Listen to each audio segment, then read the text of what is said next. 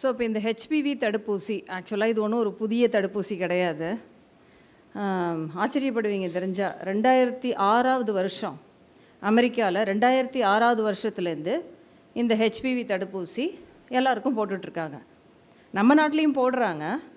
ஆனால் ப்ரைவேட்டில் ஒரு குறிப்பிட்ட கேட்குறவங்களுக்கு அதை பற்றி தெரிஞ்சுக்கிறவங்களுக்கு தான் இந்த தடுப்பூசியை போட்டுட்ருக்காங்க. ஆனால் இப்போ அரசு வந்து முன்னெடுத்துருக்கு. யாருன்னா central government as well as Tamil Nadu government, மத்திய அரசு வந்து முன்னெடுத்திருக்கு. எல்லாருக்கும் இந்த குழந்தைங்களுக்கு இந்த தடுப்பூசியை போடணும், போட்டால் இந்த கர்ப்பவாய் புற்றுநோயை தடுக்க முடியும், 80% வரை தடுக்க முடியும் அப்படின்னு முன்னெடுத்திருக்காங்க. அதே மாதிரியே நம்ம ஸ்டேட் கவர்மெண்ட் இந்தியாவிலே பார்த்திங்கன்னா ஃபஸ்ட்டு ஸ்டேட் கவர்மெண்ட்டாக நம்ம தமிழ்நாடு ஸ்டேட் கவர்மெண்ட்டும் இதை வந்து அறிவிச்சிருக்கு. இந்த வேக்சினை வந்து நாங்கள் உடனே இம்மீடியட்டாக இதை ஸ்டார்ட் பண்ணோன்னா ஆல்ரெடி ஸ்டார்ட் பண்ணிட்டாங்க. ஒரு தமிழ்நாட்டில் பார்த்திங்கன்னா தர்மபுரி, பெரம்பலூர், திருவண்ணாமலை, அரியலூர், அது மாதிரி தமிழ்நாட்டில் எங்கே இந்த கர்ப்பவாய் புற்றுநோய் அதிகமாக இருக்கோ அந்த இடங்களில் இப்போ வந்து ஸ்டார்ட் பண்ணி ஒரு கிட்டத்தட்ட ஒரு 2-3 மாதமாக இந்த தடுப்பூசி போட்டுட்ருக்காங்க. ஸோ இப்போ நம்ம எல்லாருமே யோசிப்போம், ஒரு கேன்சர் அதுக்கு தடுப்பூசியா, இது எப்படி நடக்கும், இது பாசிபிளா அப்படின்னு நம்ம யோசிப்போம்ல. ஒரு நோய், இப்போ நமக்கு கொரோனா தடுப்பூசி காமனாக எல்லாருக்கும் தெரிஞ்ச தடுப்பூசி, குழந்தைங்களுக்கு போடுற தடுப்பூசி நமக்கு எல்லாருக்குமே தெரியும், நிறைய போடுவோம், போட்டுகிட்டே இருப்போம். அது எங்கே சொல்ல போகுது, வாயை திறக்க முடியாது. போய் நிறைய குழந்தைங்க பார்த்திங்கன்னா உங்களுக்கே ஆச்சரியமாக இருக்கும். நாங்கள் ஹாஸ்பிட்டல்லே கவனிப்போம், பேரண்ட்ஸும் கரெக்டாக சொல்லுவாங்க. சில குழந்தைங்கள்லாம் பயங்கர ப்ரில்லியண்ட்டாக இருக்கும், 7-8 மாதம்தான் இருக்கும். அந்த அந்த ஹாஸ்பிட்டலுக்கு ரோடுக்குள்ளே வரும்போதே அதுக்கு தெரிஞ்சிடும் இங்கே போனால் நமக்கு ஊசி போட போகிறாங்கன்னு. அவ்வளோ தடுப்பூசி போட்டு போட்டு கரெக்டாக ஞாபகம் வச்சுருக்கோம். அந்த டேர்னிங்கில் போட்டதும் அங்கேயே அழ ஆரம்பிச்சிடும். ஏதோ ஒரு மூவியில் கூட வரும்ல, அடித்த பிறகு அழுது என்ன பிரயோஜனம், முன்னாடி அழுதா ஏதாச்சும் கொஞ்சம் பிரயோஜனம் இருக்குன்ற மாதிரி ரொம்ப ஆச்சரியமாக இருக்கும். அந்த குட்டி குழந்தைங்களுடைய அந்த ஞாபக சக்தி கரெக்டாக ரீகலெக்ட் பண்ணோம், இந்த இடத்துக்கு வந்தால் ஊசி போடுவாங்க அப்படின்னு. ஈவன் சில சமயம் என்னோடய கிளினிக்கு ஆக்சுவலாக இங்கே ப்ரெக்னென்ட் லேடிஸ் தான் நான் பார்க்குறேன் என் கிளினிக்கில், குழந்தைங்கள பார்க்கறதில்ல. பட் ஸ்டில் என் கிளினிக்கில் கூட அந்த குழந்தைங்களுக்கு அந்த என்விரான்மெண்ட்குள்ளே வந்ததுமே தெரியும், இது ஏதோ சரியில்லாத இடம் மாதிரி இருக்கேன், இங்கே ஊசி போடுவாங்க போல இருக்கேன்னு கண்டுபிடிச்சிரும் சில பிள்ளைங்க. ஸோ அந்த மாதிரி இந்த தடுப்பூசி அப்படின்றது ஆக்சுவலாக இது ஒரு வரம் தான். ஓகே, நிறைய டாக்ஸு நிறைய டிஃப்ரெண்ட் இது இருக்கலாம். பட் ஆக்சுவலாக இது வந்து தடுப்பூசிகள் ஒரு வரம். அதை நம்ம எப்போ கண்ணு முன்னாடி பார்த்தோம், கொரோனா டயத்தில் பார்த்தோம் இல்லையா. ஆக்சுவலாக கொரோனாவில் எவ்வளோ டெத்து, கண்ணு முன்னாடி அவ்வளோ பேர் டெத்து. நமக்கு ஹாஸ்பிட்டலில் பெட்ஸ் இல்லை, ஆக்சிஜனில் எவ்வளோ கஷ்டப்பட்டோம். ஆக்சுவலாக இந்த வேக்சின் வந்த பிறகு பார்த்திங்கன்னா நல்ல ரிடக்ஷன், அந்த கொரோனாவுடைய ஸ்ப்ரெட்டு பயங்கரமாக கம்மியாச்சு, டெத்தும் வந்து கம்மியாச்சு. பர்டிகுலர்லி யாருக்கு சுகர் அது மாதிரி இணை நோய்கள் இருக்கவங்க, வயசானவங்க, அவங்களுக்குலாம் வந்து ரொம்ப வந்து யூஸ்ஃபுல்லாக இருந்தது. ஆக்சுவலாக சொல்லப்போனால் டாக்டர்ஸ் ஆன எங்களுக்கே இந்த தடுப்பூசி போட்ட பிறகு தான் ஒரு கான்ஃபிடென்ஸ் வந்துச்சு. ஓகே, நம்ம போய் நமக்கு கொரோனா வந்துருமோன்ற பயத்தை விட நம்ம போய் வீட்டில் இருக்க யாருக்காவது ஸ்ப்ரெட் பண்ணிடுவோமோ அந்த நோயை அப்படின்ற ஒரு பயம் எப்பயுமே எனக்கு இருந்தது. என் பேரண்ட்ஸ் இருக்காங்க வயசானவங்க வீட்டில், நம்ம போய் அவங்களுக்கு கொடுத்துருவோமோன்ற ஒரு பயம் இருந்தது. அது தடுப்பூசி போட்ட பிறகு எனக்கு ஒரு கான்ஃபிடென்ஸ் ஷியூராக இருந்தது. ஸோ அது மாதிரி பல தடுப்பூசிகள் இருக்குது. இப்போ இந்த ஹெச்பிவி வேக்சின் அதோடைய எக்ஸ்பான்ஷன் பார்த்திங்கன்னா ஹியூமன் பேப்பிலோமா வைரஸ். ஸோ இப்போ ஒரு வைரஸ் இன்ஃபெக்ஷன், ஒரு கிருமி தாக்குது அப்படின்னா தான் அதுக்கு நம்மளால் ஒரு தடுப்பூசியை கண்டுபிடிக்க முடியும். அப்போ இது வந்து இந்த நோய் என்ன நோய், இது கேன்சர், பெண்களுக்கு கர்ப்பப்பையில் வரக்கூடிய ஒரு கேன்சர். இப்போ கர்ப்பப்பையினுடைய 3 பகுதிகள் என்னென்ன அப்படின்னா தலைப்பகுதி, கர்ப்பப்பையினுடைய உடல் பகுதி, அப்புறம் கர்ப்பவாய். அப்போ பெண்களுக்கு வரக்கூடிய கேன்சரில் 2 கேன்சர் ரொம்ப ரொம்ப இம்பார்ட்டன்ட். என்னென்ன cancer? 2 cancer, breast cancer and cervical cancer. இது 2 தான் வந்து ரொம்ப ரொம்ப இம்பார்ட்டன்ட். முன்னாடி காலத்துலலாம் சர்வைக்கல் கேன்சர் தான் ஃபஸ்ட்டு இருந்தது, இப்போ பிரஸ்ட் கேன்சர் மிகவும் அதிகமாக இருக்கிறது. ஸோ இப்போ இந்த சர்வைக்கல் கேன்சர் எதனால் உண்டாகுது? ஸோ இப்போ ஒரு கேன்சர் வருது அப்படின்னா அதுக்கு பல காரணங்கள் இருக்கும். ஏஜு, மெடிசன்ஸ் எடுக்கிறது, அப்புறம் ஆக்சுவலி இது வந்து இந்த ஹெச்பிவி வைரஸ்ன்றது வந்து it's a sexually transmitted virus. So இது மாதிரி அப்போ மேரேஜ் ஆனவங்களுக்கு இது வரத்துக்கான வாய்ப்பு இருக்குது.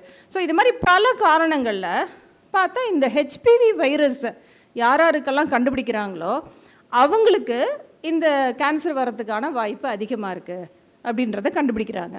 அப்போ ஹெச்பிவி இந்த வைரஸ் என்ன பண்ணுது, போய் சர்விக்ஸில் போய் உட்காந்துச்சு அப்படின்னா அது அவ்வளோ சீக்கிரம் கிளியர் ஆகாது. அங்கேயே உட்காந்து அந்த செல்களில் மாற்றத்தை உண்டாக்கிக்கிட்டே இருக்கும். ஸோ அப்போ இப்படி பார்ப்போம். எப்படின்னா, இப்போ ஒரு 100 பேருக்கு நம்ம வந்து சர்வைக்கல் கேன்சரை கண்டுபிடிக்கிறோம் அப்படின்னா அதில் 80 பேருக்கு இந்த ஹெச்பிவி பாசிட்டிவாக இருக்குது. ஸோ அப்போ தான் சரி. அப்படின்னா இந்த ஹெச்பிவிக்கு ஒரு வேக்சினை நம்ம தயார் பண்ணோன்னா கட்டாயமாக இந்த கேன்சரை நம்ம தடுக்க முடியும் அப்படின்ற ஒரு கான்செப்ட் வந்து வந்துச்சு. ஸோ அதுக்கப்புறம் தான் இந்த ஹெச்பிவி வேக்சின் வந்தது. ஸோ முதலே நான் சொன்ன மாதிரி 2006 அமெரிக்காவில் இந்த வேக்சின் போட ஆரம்பிச்சிட்டாங்க. இந்த வேக்சின் போடப்பட்ட உடனே நமக்கு எஃபெக்ட் தெரியாது. இப்போ சின்ன குழந்தைங்களுக்கு போடுற வேக்சின்லாம் நம்ம உடனே தட்டமாக வராமல் இருக்கும். கக்குவா, நிர்மல், இதெல்லாம் போலியோ இதெல்லாம் வராமல் இருக்கிறது கொடுக்குறது எல்லாமே சிறு வயதில் வரக்கூடிய நோய்கள். பட் இந்த ஹெச்பிவி வேக்சின் வந்து it's a long term plan. நம்ம எஃப்டியில் போட்டு வைக்கிறோம்ல, அந்த மாதிரி லாங் டேர்ம் பிளான். இன்றைக்கி நீங்கள் அந்த வேக்சினை போட்டிங்க அப்படின்னா தமிழ்நாடு கவர்மெண்ட்டுக்கு இன்றைக்கி ஒன்றும் பெருசாக ஒன்றும் தெரியாது. பட் 40 இயர்ஸ் அந்த பெண் குழந்தை ஒரு 45 வயது 50 வயது ஆகிறப்ப அன்றைக்கி ஒரு ஸ்டாட்டிஸ்டிக்ஸ் எடுத்து பார்த்தோன்னா தமிழ்நாட்டில் கேன்சருக்கான ஸ்டாட்டிஸ்டிக்ஸ் இன்றைக்கி எவ்வளோ இருக்குது? இன்றைக்கி ஆல்மோஸ்ட் பார்த்திங்கன்னா 9 10 பேர் அஃபெக்ட் ஆகலாம். 1 லட்சம் பேரில் இறந்தே போய்டுறாங்க இந்த சர்வைக்கல் கேன்சரால். இதே நம்ம ஒரு 40 வருஷம் கழித்து பார்க்கும்போது தமிழ்நாட்டில் மேபி அந்த 1 லட்சம்ன்றது 1 in 10 lakhs இல்லைனா 1 in 100 lakhs 1 crore அந்த மாதிரி ஆகிறதுக்கான வாய்ப்பு இருக்குது. So it's a long term vision. அந்த எதிர்காலத்தில் இந்த பெண் குழந்தைகளுடைய இந்த கேன்சரை தடுக்கக்கூடிய ஒரு வாய்ப்பு. So it's one of the important vaccines. இது புதுசு, இந்த நமக்கு புதுசு, அந்தளவுக்கு நமக்கு பரிச்சயம் இல்லாதது. இப்போ உடனே ஒன்று பயன் இல்லைன்னா நமக்கு அது அவ்வளோ இன்ட்ரெஸ்ட் இருக்காதுல்ல. இப்போ போய் வாங்குகிறோம், உடனே நமக்கு அதுக்கு பிரயோஜனம். அதுக்கு என்ன ஒரு பழமொழி கூட சொல்லுவோம்ல, இப்போ கிடைக்கிற கலாக்காயே பரவாயில்ல, அப்புறமா கிடைக்கிற அந்த மாதிரி பல விஷயங்கள் இருக்குது. ஸோ இப்போ இன்றைக்கி அதால் பிரயோஜனம் இல்லை. பட் 40 வருஷம் கழித்து கேன்சர் வராமல் தடுக்கக்கூடிய ஒரு தடுப்பூசி இந்த ஹெச்பிவி வேக்சின். ஸோ இதை கவர்மெண்ட் முன்னெடுத்திருக்கு. இப்போ யாருக்கு கொடுக்குறாங்க அப்படின்னா 14 வயதுக்கு மேலே, 14 வயது அதுக்கு மேலே உள்ள பெண் குழந்தைங்களுக்கு இந்த வேக்சின் அப்ரூவ் ஆகிருக்கு. ஸோ இப்போ இந்த வேக்சினோட வந்து பார்த்திங்கன்னா 2-3 வெரைட்டி இருக்குது. இதில் இப்போ காடாசில் 4ன்னு ஒன்று இருக்குது, காடாசில் 9ன்னு ஒன்று இருக்குது, அதுக்கப்புறம் செர்வோவேக் அப்படின்னு ஒன்று இருக்குது. ஸோ இப்போ இந்த காடாசில் 4 அப்படின்றது 4 அந்த வைரஸுகளுக்கு எதிரான ஒரு வேக்சின். அதை தான் இப்போ Tamil Nadu government plus central government எல்லாருக்கும் ஃப்ரீயாக கொடுக்கக்கூடிய ஒரு தடுப்பூசி இந்த காடாசில் 4. காடாசில் 9 அப்படின்றது இன்னொரு ஒரு 4-5 வைரஸ் ஸ்ட்ரெயினும் அதில் வந்து இன்க்ளூட் ஆகும். செர்வோவேக் அப்படின்றது சேம். இந்த காடாசில்ன்றது வெளிநாட்டில் தயாரிக்கப்பட்டது, செர்வோவேக் அப்படின்றது நம்ம இந்தியாவில் தயாரிக்கப்பட்ட சேம் வேக்சின், பட் நம்மளுடைய தேசி வேக்சின் செர்வோவேக். ஓகேயா? ஸோ இப்போ வெளியில் போய் நம்ம இந்த வேக்சின் போடணும். நானே என் பேஷண்ட்டுக்கு போடுறேன், 4000 ரூபாய் இந்த வேக்சின், இந்த காடாசில் வேக்சின். அதை தான் நம்ம அரசு ஃப்ரீயாக போடுது. ஏன்னா இப்போ WHO வந்து ஒரு ரிசர்ச் பண்ணியிருக்காங்க. ஆக்சுவலாக இந்த வேக்சின் எத்தனை டோஸ் போடணும் தெரியுமா? இப்போ நான் சொன்னேன் 14 இயர்ஸ், அதுக்காக எனக்கு 25 வயசு ஆச்சு, எனக்கு 30 வயசு ஆச்சு, என்னால் போட்டுக்க முடியுமா, நான் போட்டுக்க கூடாதான்னு நீங்கள் நிறைய பேர் நினைக்கலாம். ஆக்சுவலாக அப் டு 45 இயர்ஸ் வரைக்கும் நீங்கள் போட்டுக்கலாம். ஓகேயா? இந்த வேக்சின் வந்து 3 டோஸ் போடணும். ஒரு டோஸ் 2வது மாதம் ஒன்று, 6வது மாதம் ஒன்று. ஸோ அந்த மாதிரி 3 டோஸ் போடணும். அப் டு 45 இயர்ஸ் வரையும் உள்ள எல்லா பெண்களுமே இதை போட்டுக்கொள்ளலாம். பட் யங் ஏஜில் before marriage, before sexual exposure இதை போடுறப்ப இந்த 80% இது தடுக்க வாய்ப்பு இருக்கு இல்லையா, அது ஃபுல்லாக கிடைக்கும். So as the age goes, after marriage நம்ம போடுறப்பையும் நமக்கு கிடைக்கும் தடுப்பு, நமக்கு அகெயின்ஸ்ட் கேன்சர் கிடைக்கும். பட் அதனுடைய பர்சன்டேஜ் கொஞ்சம் கம்மியாக இருக்கும் ஆல்ரெடி எக்ஸ்போஸ்னா. ஓகேயா? ஸோ இப்போ இந்த கர்ப்பவாய் தடுப்பூசியிலேயே இன்னொரு ஒன்று இருக்குது. இப்போ நிறைய பேர் வந்து இந்த கர்ப்பவாய் செக்கப்லாம் சொல்கிறாங்களே, அப்போ தடுப்பூசி போட்டால் அந்த செக்கப் பண்ணாமல் இருக்கலாமா, அந்த மாதிரிலாம் நிறைய யோசிப்பாங்க. அந்த கர்ப்பவாய் செக்கப்புக்கு பேர் என்னன்னு தெரியுமா யாருக்காவது? Pap smear test. Very good. So Pap smear test எதுக்கு நம்ம பார்க்குறோம்? கர்ப்பவாயில் இந்த புற்றுநோய்க்கான ஏதாவது சான்ஸ் இருக்கா அப்படின்னு பார்க்குறது தான் இந்த பேப்ஸ்மியர் டெஸ்ட்டு. இது ரொம்ப ரொம்ப இம்பார்ட்டன்ட். ஏன்னா கடவுள் வந்து பெண்களுக்கு எத்தனையோ நெகட்டிவ் விஷயங்களை வச்சாலும் இந்த கேன்சர் விஷயத்தில் மட்டும் கொஞ்சம் ஏதோ ஒரு கருணையோடு இருக்காருன்னு சொல்லலாம். ஒன்று வந்து கண்டுபிடிச்சிடலாம் ஏர்லியராக. பிரஸ்ட் கேன்சரும் சரி, இந்த கர்ப்பவாய் புற்றுநோய் சர்வைக்கல் கேன்சரும் சரி, ஏர்லியராக கண்டுபிடிச்சிடலாம். அதே மாதிரி ஏர்லியர் ஸ்டேஜஸில் கண்டுபிடிக்கிறப்ப கம்ப்ளீட் க்யூர். ஏன் கேன்சரை பார்த்து நம்ம பயப்படுறோம் எப்பயுமே? ஏன் பயப்படுறோம்? ஆ க்யூர் கிடையாது, நம்மக்கிட்ட மெடிசன் கிடையாது. இருக்குது மெடிசன்ஸ், பட் எல்லாமே ஒரு அளவு தான். எல்லா கேன்சர் பேஷண்ட்டையும் 100% க்யூர் பண்ண முடியும் சொல்ல முடியாது. அதுவும் அது ஸ்ப்ரெட் ஆகிடுச்சு, ஸ்டேஜ் 3 ஸ்டேஜ் 4 அடுத்த ஸ்டேஜ் அப்படி போகும்போது ஒன்றுமே நம்மளால் பண்ண முடியாது. ஓகேயா? ஸோ அப்போ சொல்லிவிடுவாங்க, இவங்க 1 வருஷம்தான் இருப்பாங்க, 2 வருஷம்தான் இருப்பாங்க, 5 வருஷம்தான் இருப்பாங்க, சர்வைவல் ரேட். ஸோ எல்லாருக்குமே யாருமே இந்த உலகத்தில் வந்து இருந்துகிட்டே இருக்க முடியாது. பட் இந்த கேன்சர் நோயாளிக்கு நீங்கள் இவங்க 1 வருஷம்தான் இருப்பாங்கன்னு சொல்கிறப்ப தான் அந்த மனசு வந்து வருத்தப்பட ஆரம்பிச்சிடும். நமக்கு இன்னும் 1 வருஷம்தான் இருக்குது அப்படி நினைக்கிறப்ப எவ்வளோ கஷ்டமாக இருக்கும் யோசிச்சு பாருங்கள். அதுதான் அந்த துன்பத்தை ஏற்படுத்தும் மனசில் அவங்களுக்கு. ஸோ அப்போ இந்த 2 கேன்சர், ஒன்று வந்து பிரஸ்ட் கேன்சர், இன்னொன்று வந்து சர்வைக்கல் கேன்சர், இந்த கர்ப்பவாய் புற்றுநோய், இது 2யுமே ஆரம்ப கட்டத்தில் கண்டுபிடிக்க முடியும். ஸோ அதுதான் இந்த பேப்ஸ்மியர் டெஸ்ட்டு. அப்போ கர்ப்பவாயிலேருந்து ஜஸ்ட் அங்கே ஒவ்வொரு நாளும் அந்த செல்லு புதுசாக வந்துக்கிட்டே இருக்கும். ஸோ அந்த உதரக்கூட செல்களை ஜஸ்ட் ஒரு ப்ரஷ்ஷை வச்சு எடுத்து நம்ம மைக்ரோஸ்கோப்பில் வச்சு பார்த்தோம்னா தெரியும் ஏதாவது சேஞ்ச் ஆகுதா, இது வந்து கேன்சராக மாறுமா, கேன்சருக்கான அறிகுறி ஏதாச்சும் இருக்கா அப்படின்றது முதல்ல தெரிஞ்சிடும். அப்படி தெரிஞ்சதுன்னா உடனே we can take action immediately, so that அது கேன்சராக மாறுறதுக்கு முன்னாடியே நம்ம கேட்ச் பண்ணிடலாம். அதே மாதிரி தான் பிரஸ்ட் கேன்சரும்.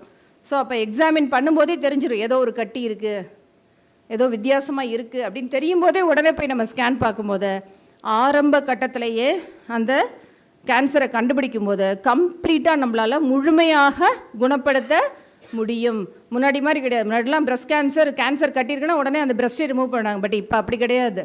சின்ன கட்டி இருக்குது, அந்தளவுக்கு ஸ்ப்ரெட் பண்ணலைன்னா, ஸ்ப்ரெட் ஆகலைன்னா கட்டியை மட்டும்தான் எடுப்பாங்க. ஸோ அந்தளவுக்கு நமக்கு இப்போ நிறைய முன்னேற்றங்கள் வந்திருக்கு. பட் இந்த வேக்சின் இப்போ திரும்ப நம்ம அந்த ஹெச்பிவி வேக்சினுக்கே வரோம். ஸோ அப் டு 45 இயர்ஸ் வரைக்கும் போட்டுக்கலாம். 20 வருஷமாக இப்போ 2006லேருந்து எல்லாருக்கும் போட்டுட்ருக்காங்க. ஸோ அப்போ இந்த தரவுகள் எல்லாத்தையும் எடுத்து பார்த்திங்கன்னா மேஜராக எந்த பக்க விளைவுகளும் இல்லை. ஓகேயா? ஸோ அப்போ அந்த போட்ட இடத்துல ஒரு அரிப்பு இருக்குது, சில சமயம் வீங்கி இருக்குது, சில பேருக்கு ஊசி போட்டால் எனக்கு வலிக்குது. எல்லாருக்கும் தான் ஊசி போடுறோம், பட் யாரோ ஒருத்தர் 2 பேர் சொல்லுவாங்க எனக்கு கட்டியாக இருக்குது, வலிக்குது, அங்கே உட்காரவே முடியல, இங்கே இடுப்பில் ஊசி போட்டாங்க, நர்ஸ் போட்டுட்டாங்க, எலும்பில் போட்டாங்க, நரம்பில் போட்டாங்க, என்னென்னமோ சொல்லுவாங்க. கரெக்டாம்மா? ஸோ அந்த மாதிரி தான் நார்மலாக ஊசி போட்டால் என்ன மாதிரியான சில சைடு எஃபெக்ட்ஸ்லாம் இருக்கும், அந்த மாதிரி தான் இருக்கும். ஸோ மேஜராக இதுக்கு எந்த விதமான பக்க விளைவுகளும் இந்த ஹெச்பிவி தடுப்பூசிக்கு கிடையாது. ஸோ அதனால் தைரியமாக போட்டுக்கலாம். இப்போ அரசு அறிவிச்சிருக்கிறது வந்து 14 வயதுடைய குழந்தைங்களுக்கு இலவசமாக போடுறதுக்கு அறிவிச்சிருக்காங்க. ஸோ அது வந்து government school plus government aided ஸ்கூலில் உள்ள குழந்தைங்களுக்கு அறிவிச்சிருக்காங்க. பட் ஸ்டில் ஆரம்ப சுகாதார நிலையத்தில் போய் பதிவு பண்ணுற எல்லா பெண் குழந்தைகளுக்குமே போடுறதுக்கான அந்த நடவடிக்கைகள் ஸ்டார்ட் ஆகிருக்கு. இப்போ இன்னும் தமிழ்நாட்டில் பரவலாக எல்லா மாவட்டத்துலேயும் ஸ்டார்ட் ஆகலை, பட் கூடிய விரைவில் ஆகும். அப்போ உங்களுக்கு தெரிஞ்சவங்க யார் யார் இந்த வீடியோவை பார்க்குறீங்களோ தைரியமாக போய் உங்களுடைய பெண் குழந்தைங்களுக்கு இந்த ஊசியை போட்டுக்கோங்க. இது நல்லது. என்ன ஒரு அட்வர்டைஸ்மெண்ட் வருமே, என்னது அது மாதிரி ஹெச்பிவி தடுப்பூசி நல்லது, கட்டாயமாக நல்லது, கட்டாயமாக போட்டுக்கோங்க. விலை 4000 ரூபாய் கவர்மெண்ட் ஃப்ரீயாக கொடுக்குது. ஓகேயா? ஸோ சப்போஸ் நீங்கள் 14 வயசில் இல்லை, இப்போ 14 ஃபஸ்ட்டு ஸ்டார்ட் பண்ணுறாங்க, அப் டு 18 இயர்ஸ் வரைக்கும் எல்லா குழந்தைங்களுமே போடலாம். 18 வயசுக்குள்ளே போட்டோம்னா 2 ஊசி போட்டால் போதும். 18 வயசுக்கு மேலே இருக்கிற பெண் குழந்தைங்களுக்கு 3 ஊசிகள் நம்ம போட்டுக்கலாம். சப்போஸ் அந்த வயதை தாண்டி இருக்கவங்க ப்ரைவேட்டில் கூட போய் போட்டுக்கலாம். ப்ரைவேட்டில் போடுறப்ப கார்டாசில் இந்த வெளிநாட்டு ஊசி தான் 4000 ரூபாய். அதே நம்ம இந்தியாவில் தயாரிக்கிற சர்வவேக் ஊசி 2000 ரூபாய் தான். ஓகேயா? ஆனால் எப்பயுமே ஊசி போடுறதுக்கு முன்னாடி தடுப்பூசி எந்த ஊசி போட்டாலும், அதுவும் இந்த ஊசி 13-14 வயசு குழந்தைங்களுக்கு போடுறப்ப நான் ரொட்டீனாக எல்லாேருக்கும் சொல்கிறது, கர்ப்பப்பை ஒரு தடவை செக் பண்ணிக்கிட்டு ஒரு ஹீமோக்ளோபின் ரத்தம் எவ்வளோ இருக்குன்னு பார்த்துக்கோங்க. என்ன பிரச்சனை வரும்னு சொல்லுங்கள். நம்ம ஹெமோக்ளோபின் எல்லாருக்குமே 10 கிலோ தான் இருக்கும். நிறைய பேருக்கு பெண்களுக்கு அவங்க பயத்துலேயே பாதி பேர் ஊசியை போடுறதுமே டக்குன்னு மயக்கம் போட்டுருவாங்க. பயத்துலேயே ஊசி ஒன்றும் பண்ணாது. அவ்வளோ ஃபாஸ்ட்டாக எந்த ஊசி வேலை செய்யும்? ஒரு ஊசி வேலை செய்யாது. பயம்தான். ஊசி போட்டதுமே என்னவோ ஆயிர போதோன்ற பயத்தில் டம்முன்னு மயக்கம் போட்டு வந்துடுவாங்க. ஒரு சேஃப்டிக்கு தான் முன்னாடியே ஹீமோக்ளோபினை பார்த்து வச்சுக்கிறது. அம்மா ஹீமோக்ளோபின் 8 தான் இருக்குது, இது சரி பண்ணிக்கோ. நார்மல் ஹீமோக்ளோபின் எவ்வளோ இருக்கணும்? 12. Very good. ஸோ இந்த டபுள் டிஜிட்டே நிறைய பெண்களுக்கு இருக்காது, நிறைய பேருக்கு. இப்போ இங்கே இருக்கிறவங்களுக்கு எல்லாருக்கும் செக் பண்ணாலே தெரியும். நம்ம நல்லா இருக்கோம் தான் நம்ம நினச்சிட்டு இருப்போம். ஆக்சுவலாக பார்த்தா நம்ம உடம்பு கஷ்டப்பட்டு வேலை செஞ்சிட்ருக்கோம். அந்த 8 கிராம் ஹீமோக்ளோபினை வச்சு ஹார்ட்டு எக்ஸ்ட்ராவாக வேலை செஞ்சிட்ருக்கோம். 12 பேர் வேலை செய்ய வேண்டிய இடத்துல 8 பேர் வேலை செஞ்சால் அந்த 8 பேர் என்ன ஆவாங்க? மேடமுக்கு தெரியும், நிறைய பேர் லீவ் போட்டாங்க. ஸோ அந்த மாதிரி தான் ஸோ அப்போ அந்த 8 பேர் வந்து கஷ்டப்பட்டு வேலை செய்வாங்க. அதனால் எல்லா பெண்களும் கட்டாயமாக உங்களுடைய ஹீமோக்ளோபினை செக் பண்ணிக்கங்க. இது முக்கியமான டெஸ்ட்டு. ரத்தம் ஹீமோக்ளோபின் 12 கிராம் இருக்கணும். நிறைய பேர் சொல்லுவாங்க எனக்கு 7 கிராம் தான் இருக்குது, ஆனால் எனக்கு எந்த சிம்டமும் இல்லை, நான் நல்லா தானே இருக்கேன், நான் எதுக்கு போய் மாத்திரை சாப்பிட்ணும் அப்படின்னா, இப்போ அதுதான் நான் சொன்னேன். உள்ளே யார் கஷ்டப்பட்டுட்டு வேலை செஞ்சுட்டு இருக்குது 7 கிராம் 8 கிராம் வச்சுக்கிட்டு? ஹார்ட்டு. ஒரு நாளில் அது கை விட்டுரும், அவ்வளோதான், என்னால் முடியாதுமா. அதுக்கப்புறம் நடக்கக்கூட முடியாது, நடந்தாலே மூச்சு இறைக்கும். ஓகேயா?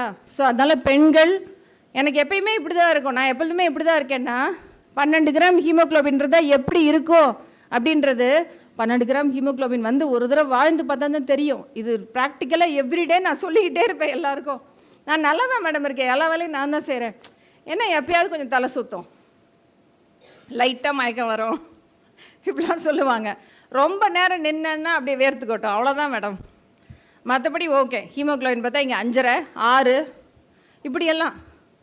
அப்புறம் எல்லாரையும் மிரட்டி அவங்கள சரி பண்ணி அந்த 12 கிராமுக்கு வந்து கொண்டு வந்து வச்ச பிறகு அவங்கள நான் திரும்ப கூப்பிட்டு கேட்பேன், இப்போ எப்படி இருக்கு? இதுதான் உங்களுடைய நார்மல் உடல். இன்னொன்று, இந்த ரத்தம் கம்மியாக இருக்கிறவங்க என்ன பண்ணுவாங்க தெரியுமா? நீங்களே ஈஸியாக கண்டுபிடிச்சிடலாம் இவங்களுக்குலாம் ப்ளட்டு கம்மியாக இருக்குன்னு. என்னடா சாப்பிடுவாங்கம்மா? நீங்கள் பின்னாடி இருக்கீங்க, நீங்கள் சொல்லுங்கம்மா. ரத்தம் கம்மியாக இருக்கவங்க என்னம்மா சாப்பிடுவாங்க? ஆ ஆ சொல்லுங்கம்மா. கேரட் பீட்ரூட் சாப்பிட்லாம், சாப்பிட்டா ரத்தம் அதிகமாகும். ஆனால் கம்மியாக இருக்கவங்க சில பொருளெல்லாம் சாப்பிடுவாங்க. என்ன பொருள்? ரா ரைஸ், அப்புறம் அரிசி, அரிசி, சாக் பீஸு, சாம்பல் சாப்பிட்றாங்களா? அப்போ எல்லோரும் என்ன சொல்லுவாங்க? அரிசி சாப்பிட்டா மழை பெய்யும், கல்யாணத்தப்போ மழை பெய்யும், ஏதோ ஒன்று அது அதுக்கு சொல்லிடுவாங்க. ஆக்சுவலாக பார்த்தீங்கன்னா அவங்க மேலே தப்பு இருக்குது. நிறைய பேர் பாக்கு சாப்பிடுவாங்க, சில பேர் சோம்பெல்லாம் நான் பார்த்துருக்கேன். பாக்கு எல்லோரும் பார்த்தா திட்டுவாங்கன்னு சொல்லிட்டு ஹேண்ட்பேக்குள்ளே இவ்வளோ பாக்கு மறைச்சி வச்சுருப்பாங்க. அப்படியே அதை சாப்பிட்டுட்டே இருக்கணும்னு அவங்களுக்கு ஒரு ஃபீல் இருந்துகிட்டே இருக்கும். எதனாலன்னா இந்த ஹீமோக்ளோபின் கம்மியாக இருக்கிறதுனால. நிறைய பேருக்கு நான் வந்து அவங்க ஃபேமிலியில் இருக்கவங்க எல்லோரும் சொல்லுவாங்க, எவ்வளோ சொன்னாலும் கேட்க மாட்டேங்கிறாங்க, அரிசி சாப்பிட்டுட்டே இருக்காங்க, அவலை சாப்பிட்டுட்டே இருக்காங்க. வெறும் அவல், நான் சொல்கிறது காய்கறி எல்லாம் போட்டு நம்ம அவல் உப்புமாவை செஞ்சு சாப்பிடும்போது அது ஒரு நல்ல உணவாயிடுது. வெறும் ராவாக சாப்பிடுவாங்க, அரிசி, பச்சரிசி, அது மாதிரி அரிசியை மட்டும் சாப்பிட்டுட்டே இருப்பாங்க. ஸோ அப்போ அவங்க வீட்டில் இருக்கவங்களுக்கு நான் சொல்லுவேன், இவங்க வந்து தெரிஞ்சு அவங்க பண்ணலை, அவங்களாம் இந்த அரிசியை சாப்பிட்ணுன்னு நினச்சி சாப்பிடல. அவங்க பிளட்டை செக் பண்ணால் 7 கிராம் 8 கிராம் தான் ஹீமோக்ளோபின் இருக்குது. அப்போ ஆட்டோமேட்டிக்காக நம்ம மைண்டு வந்து அதை சாப்பிட தோணுது. இதுக்கு பேர் பைக்கான் பேர், இந்த ஃபீலிங்க்கு பேர் பைக்கான்னு சொல்லுவோம். ஸோ அது மாதிரி அப்படி சாப்பிட்றாங்கன்னா இம்மீடியட்டாக நம்ம செய்ய வேண்டியது, அவங்களோட ஹீமோக்ளோபினை செக் பண்ணி அதை சரி பண்ணுங்கள். அதுக்கப்புறம் ஒரு மூட்டை அரிசியை கொண்டு வைங்க, சாப்பிட மாட்டாங்க. நீங்கள் ஃப்ரீயாக இவ்வளோ பாக்கு வாங்கி கொடுங்க, சாப்பிட மாட்டாங்க. அதையும் நான் அந்த ஃபேமிலிக்கு முன்னாடி நான் அதை ப்ரூவ் பண்ணியிருக்கேன். இப்போ பாருங்கள், இப்போ சாப்பிட்றாங்களா? ஆமாம் மேடம், நீங்கள் சொன்னது கரெக்டு மேடம். இப்போ அம்மா வந்து பாக்கு சாப்பிட்றதே இல்லை. ஆனால் நிறைய வீடுகளில் பொம்பளை பிள்ளைங்க தான் கூப்பிட்டு வரும் அம்மாவை. அவங்க அம்மாவை பார்த்துட்டு அவங்களுக்கு ஏதோ உடம்பு சரியில்லை, எங்கள் அம்மாவை பாருங்கன்னு சொல்லி கூப்பிட்டு வர்றது நிறைய வீடுகள் நடக்கும். 100ல் ஒரு 4-5 பசங்களும் கூப்பிட்டு வருவாங்க அம்மாவை. அதுவும் சொல்லணும்ல. ஸோ இப்போ இந்த கர்ப்பவாய் புற்றுநோய் எப்படி பாதிக்கும் பாருங்கள். கர்ப்பவாயில் ஒரு புற்றுநோய் இருக்குன்னா ஃபஸ்ட்டு என்னென்ன சைன்ஸ் இருக்கும், அவங்களுக்கு எந்த மாதிரியான அறிகுறிகள் இருக்கும் அப்படின்னா, ப்ளீடிங். ஒரு புண்ணு இருக்குன்னா அதுலேருந்து என்ன வரும் நமக்கு? ஏதோ ஒரு நீர் வடிகிறது, இல்லைன்னா வந்து ஒரு சலம் மாதிரி வருது, இல்லை பிளட்டு மாதிரி வருது. இதுதான் ஃபஸ்ட்டு ஸ்டார்ட் ஆகும். ஸோ அப்போ இன்பிட்வீன் வந்துகிட்டே இருக்கும். மோஸ்ட்லி பார்த்திங்கன்னா இது ஒரு 40 வயதை கடந்தவர்களுக்கு தான் இந்த கர்ப்பவாய் புற்றுநோய் இந்த பிரச்சனைகள்லாம் வரும். சில சமயம் பார்த்திங்கன்னா பீரியட்ஸ் நின்று போயிருக்கும், அவங்களுக்கு மெனோபாஸ் ஆகிருக்கும், அவங்களுக்கும் பார்த்திங்கன்னா இந்த மாதிரி அப்பப்போ லைட்டாக ப்ளீடிங் படுது. அட்லீஸ்ட் நின்னவங்க உடனே அலர்ட் ஆயிடுவாங்க, மேடம் ஏதோ பிளட்டு வர மாதிரி இருக்குது மேடம் அப்படின்ட்டு இம்மீடியட்டாக போய் கூட காமிப்பாங்க. பட் இந்த 40+ இருக்கவங்க, எனக்கு பீரியட்ஸ் நிற்க போகுது, அது அப்படி தான் இருக்கும், நான் குடிஞ்சேன் எனக்கு அப்படி தான் வரும், நான் இன்றைக்கி ஸ்வீட்டு சாப்பிட்டேன் அப்படி வந்துச்சு, இன்றைக்கி புளிப்பாக இருக்கிறது சாப்பிட்டேன் எனக்கு ப்ளீடிங் ஆச்சு, இப்படி ஏதோ ஒரு இது அதோட லிங்க் பண்ணிவிடுவாங்க, அவ்வளோதான், அப்படியே விட்டுருவாங்க. ஸோ ஃபஸ்ட்டு அறிகுறி இந்த மாதிரி தான் இருக்கும், ப்ளீடிங் இருக்கும். சில சமயங்களில் தான் வலி இருக்கும். ஸோ கேன்சரோட ஒரு பெரிய ஒரு டிஸ்அட்வான்டேஜ் என்ன அப்படின்னா, குயட்டாக இருக்கும், ஒன்றுமே வெளில காமிக்காது. நம்மளே சொல்லுவோம்ல, இவன் குயட்டாக இருக்கான்னு நினைக்காத, இருக்கிறதுல இவன் தான் டேஞ்சர்னு சொல்லுவோம் இல்லையா? அந்த மாதிரி இந்த கேன்சர் எங்கே இருந்தாலுமே, எந்த இடத்துல இருந்தாலுமே, அது போய் அந்த நரம்பெல்லாம் நர்வ்ஸை பாதிக்காத வரைக்கும் நமக்கு தெரியாது. போய் அந்த நர்வ்ஸை போய் டச் பண்ணுற அன்னைக்கு தான் பெயின். அப்போ தான் நம்ம வந்து பிரெயின் வந்து சென்ஸ் பண்ணோம், ஏதோ ஒன்று புதுசாக ஒன்று வந்திருக்குது, என்ன பண்ணுது இது, பெயின் கொடு, ஏதோ ஒரு பிரச்சனை பண்ணுது அப்படின்றது நம்ம பிரெயின் சென்ஸ் பண்ணுறதே அப்படி தான். ஏன்னா கேன்சர் செல்லு வெளியிலேருந்து வரலையே, வெளியிலேருந்து ஒரு கிருமி வருது, ஒரு இன்ஃபெக்ஷன் வருது, ஒரு பாக்டீரியா வருது, வைரஸ் வருதுன்னா நம்ம உடம்பு கண்டுபிடிக்கும். நம்ம உடம்புல இருக்கிற செல்லு 10 வருது, 4 வளர வேண்டியது 10, 15, 25, 50, 100, 400ன்னு வளர்கிறப்ப நம்ம உடம்பு என்ன நினைக்கும், நம்ம உடம்புல இருக்கிற அதே செல்லு தானே அப்படின்ட்டு மிஸ் பண்ணிடும். ஓகேயா? ஸோ இதில் தான் நம்ம கேன்சர் ஏன் வந்து ஒரு பெரிய டெட்லி டிசீஸாக பார்க்கப்படுகிறது என்றால், ஆரம்ப கட்டத்தில் நமக்கு பெயின்றது இல்லாதனால நமக்கு தெரியாது. நிறைய நோய்கள் அப்படி தான். வேறு இன்னும் 2 இப்போ நான் ஹீமோக்ளோபின் சொன்னேன் இல்லையா, அனீமியான்னு சொல்லுவோம். ஹீமோக்ளோபின் கம்மியாக இருக்கிறதுக்கு தமிழில் என்ன சொல்லுவோம், இரத்த சோகைன்னு சொல்லுவோம். இதே மாதிரி தான் இன்னொன்று இருக்குது, அதுவும் டெட்லி டிசீஸ். ஆரம்பத்தில் எந்த அறிகுறியும் காமிக்காது. அது என்ன தெரியுமா? அது என்ன டிசீஸ்? ரொம்ப காமன், டயபெட்டிஸ், சுகர். அதுவும் அப்படி தான், ரொம்ப நாள் ஆகும் சில பேருக்கு, கண்டுபிடிக்கவே முடியாது. ஏதோ வித்தியாசமாக சொல்லுவாங்க சிம்டம்ஸ் எல்லாம். கடைசியில் பார்த்திங்கன்னா அது வந்து எங்கே ஆரம்பிச்சிருக்கோம் அந்த பிரச்சனையெல்லாம் அப்படின்னா சுகர். ஸோ சில பிரச்சனைகள் அதுக்குரிய ஒரே ஒரு அறிகுறியை மட்டும் காமிக்காது, ஜென்ரலாக தான் இருக்கும் அதனுடைய அறிகுறிகள். ஸோ அதனால தான் நம்ம வந்து எப்பயுமே ஒரு டவுட், ஒரு பேஷண்ட் இப்போ சொல்கிறாங்கன்னு வச்சுக்க, எனக்கு முடி கொட்டுது, எனக்கு மயக்கம் வருது, எனக்கு கை கால் வலிக்குது, எனக்கு வயிறு பெரட்டுது, எனக்கு தூக்கம் வரல, எனக்கு வந்து சாப்பிட முடியலன்னு சொன்னால், ஓகே முடி கொட்டுதா, அதுக்கு ஒரு இது ஷாம்புவோ இல்லை ஏதோ ஒரு இது. அடுத்து வந்து கை கால் வலிக்குதா, அதுக்கு ஒரு மாத்திரை, வயிற்று வலிக்குதா, அதுக்கு ஒரு மாத்திரை, கை கால் அது இன்னொன்று ஒரு பிரச்சனை வந்திருக்கா, ஸ்கின்னில் ஏதாவது பிரச்சனையா, இதுக்கு இப்படியே ஒரு 10-15 மாத்திரை எழுதி கொடுத்தா சரியாக வருமா? அது வராது. ஸோ அப்போ உடம்பு முழுக்க பிரச்சனை இருக்குன்னா ஏதோ ஒரு பிரச்சனை இது எல்லாத்துக்குமான காரணமாக இருக்குது அப்படின்றத நம்ம திங்க் பண்ணுறோம். ஸோ அப்படி தான் நாங்கள் அனலைஸ் பண்ணுவோம் டாக்டர்ஸ்.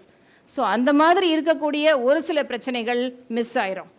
ஒன்று அனீமியா, இன்னொன்று வந்து இந்த டயபெட்டிஸ், சுகர். அதே மாதிரி தான் அடுத்தது இந்த கேன்சரும். சில பேருக்கு பார்த்திங்கன்னா, எனக்கு என்னுடைய எக்ஸ்பீரியன்ஸில் நான் 2-3 பேரை பார்த்துருக்கேன். அவங்களுக்கு ஆக்சுவலாக கர்ப்பவாய் புற்றுநோய், ஆனால் அவங்க வந்த சிம்டம்ஸ் பார்த்திங்கன்னா கால்வலி ரொம்ப சிவியராக இருக்குது, சுத்தமாக இதுக்கு மேலே பொறுக்க முடியல. ஏன்னா லேடிஸ் வந்து என்ன பண்ணுவாங்கன்னா, வலி இருந்துச்சுன்னா இருக்கட்டும், கொஞ்சம் தானே வலிக்குது, பரவாயில்ல, நான் இது தண்ணி தூக்குனேன், நான் மாடிப்படி ஏறினேன் நினைப்பீங்களாம்மா? உடனே கால் வலினா போய் டாக்டர் பார்ப்பீங்களா? பார்க்க மாட்டீங்க. ஏதோ ஒரு கை கால் வலினா ஏதோ ஒரு வேலை செஞ்சேன், அதனால தான் எனக்கு நேற்றுக்கு இடிச்சுக்கிட்டேன், அது வேறு இங்கே கீழே விழுந்துட்டேன், அதனால தான் வலி, இப்படி எதோடையாவது லிங்க் பண்ணிவிட்டு அதை அப்படியே விட்டுருவாங்க. அந்த வலி கொஞ்சம் கொஞ்சமாக இன்க்ரீஸ் ஆகி தாங்க முடியல, இனிமேல் பொறுக்க முடியல, நடக்க முடியல. அப்போ தான் அந்த அம்மா வந்து ஆஸ்பத்திரிக்கு வருவாங்க. பெண்களுடைய இயல்பு இது, எல்லா லேடிஸும் அப்படி தான் இருக்காங்க, தியாகத்தின் திருவுருவங்கள் தான் எல்லாருமே. ஸோ அவங்களா எப்போ வந்து அவங்க உடம்புக்குன்னு பார்த்துக்குவாங்கன்னா இதுக்கு மேலே அவங்களால முடியல. ஸோ அதனால தான் எந்த லேடிஸ் எப்போ என் கிளினிக் வந்தாலும் நான் ஃபுல்லாக அவங்கள கேர் பண்ணேன். ஏன்னா இன்னொரு தடவை இந்த அம்மாவுக்கு ஆஸ்பத்திரிக்கு வரத்துக்கு எப்போ வாய்ப்பு இருக்குன்னு தெரியாது. ஓகேயா? ஸோ அந்த மாதிரி தான் நான் எப்பயுமே பார்ப்பேன். அதே மாதிரி நான் சொல்கிறது எல்லாத்தையுமே அவங்க ஹஸ்பண்ட்கிட்டையோ பையன்கிட்டையோ பொண்ணுக்கிட்டையோ கிளியராக சொல்லி அனுப்பிச்சிடுவேன். இவங்களை நீங்கள் நல்லா கேர் பண்ணணும், இவங்களுக்கு இன்னும் 3 மாதம் ஆகும் உடம்பு தேர்றதுக்கு. அந்த மெசேஜை கரெக்டாக கொடுத்துருவேன் நான். ஏன்னா இந்த அம்மா வந்து தன்னையை பார்த்துக்க மாட்டாங்கன்னு எனக்கு நல்லா தெரியும். ஸோ அந்த மாதிரி கால் வலின்னு அவங்க வராங்க. வந்த பிறகு எக்ஸ்ரே எடுத்து பார்த்தா கால் தொடை எலும்பு, அந்த ஃபீமர்னு சொல்லக்கூடிய எலும்பில் நல்லா இவ்வளோ பெரிய கட்டி உட்காந்துருக்கு. அதை பார்த்ததுமே சொல்லிட்டாங்க அது கேன்சர் கட்டி. அப்போ கால் எலும்பில் ஒரு கேன்சர் கட்டி எங்கேருந்து வந்துச்சு அப்படின்னு பார்த்தா கர்ப்பவாய் புற்றுநோய். கர்ப்பவாயில் புற்றுநோய் வந்து அந்த புற்றுநோய் இந்த கால் எலும்பில் பரவிருக்கு. இது மாதிரி பல டிஃப்ரெண்ட்டாக. இன்னொருத்தர் பார்த்திங்கன்னா சடனாக அவங்களுக்கு வலிப்பு, ஃபிட்ஸு வந்து ஹாஸ்பிட்டலுக்கு வந்துட்டாங்க. வந்த பிறகு பார்த்தா அவங்களுக்கு செக் பண்ண பிறகு பார்த்தா தலையில் ஒரு கட்டி, இந்த சிடி ஸ்கேன் பண்ணி பார்க்குறப்ப. அதுக்கப்புறம் பார்த்தா அதுக்குரிய ஆரம்பம் எங்கேருந்து வந்திருக்கு, இந்த கர்ப்பவாய் புற்றுநோய். அது மாதிரி இந்த புற்றுநோயுடைய தன்மை என்னென்னா, ஒரு இடத்துல வளர ஆரம்பித்ததும் போய் அது ரத்த குழாயை போய் நெருங்கிடுச்சு, ஓப்பன் பண்ணிடுச்சு ரத்த குழாய்க்குள்ளேன்னா, அது வழியாக அந்த கேன்சர் செல்லு நம்ம உடம்புல எல்லா இடத்துக்கும் பரவிடும். எங்கெங்கெல்லாம் நல்ல ரத்த ஓட்டம் இருக்கோ அங்கெல்லாம் உட்காந்து வளர ஆரம்பிச்சிடும். நம்முடைய கல்லீரல், போன்ஸு, எலும்புகள், அதே மாதிரியே பிரெயின், எல்லா இடத்துலையுமே அதனுடைய செகண்ட்ரிஸ்ன்னு சொல்லுவோம், அடுத்தது வளர ஆரம்பிச்சிடும். ஸோ அதனால் இந்த புற்றுநோய் தடுப்பூசி ஒரே ஒரு புற்றுநோய்க்கு மட்டும்தான் ஒரு தடுப்பூசி இருக்குது, அது இந்த ஹெச்பிவி வேக்சின்.